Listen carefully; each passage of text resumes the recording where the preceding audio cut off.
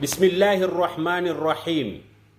Baada ya kufa Mtume sallallahu alayhi wasallam, kuna watu waliingia katika dini ya Kiislamu kwa nia ya kuharibu Uislamu.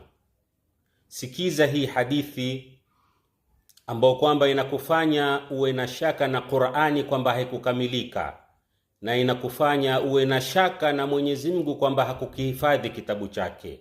Hadithi hii utaipata kwenye Sahih Muslim, Sahih Bukhari, Ibn Majah na wengineo, kwamba Nana Aisha anasema, na sikubaliani kwamba Nana Aisha anaweza kusema haya maneno. Hadithi inasema Nana Aisha amesema, nazalat ayatu rajmi warradhaa, kwamba kuliteremka aya ya kupigwa mawe mzinifu na ya kunyonyesha. Fakanata fi sahifati tahta sarir, hizo aya mbili zikawa zimewekwa chini ya kitanda.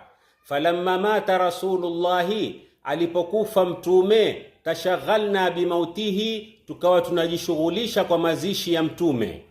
Fadakhala dajinu faakalaha, akaingia mbuzi akazila hizo aya mbili.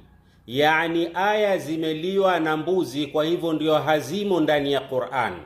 Na Mwenyezi Mungu Subhanahu wa Ta'ala anatuambia ndani ya Qur'ani, inna nahnu nazzalna dhikra wa inna lahu lahafidhun, hakika yetu sisi tumeteremsha dhikri ambayo ni Qur'an, wa inna lahu lahafidhun, na sisi ndio wenye kukihifadhi. Yani Mwenyezi Mungu anasema kwamba yeye amekihifadhi kitabu chake. Hawa wanatuambia kwamba la, kuliingia mbuzi akala aya mbili, ayatul rajmi na ayatul radhaa.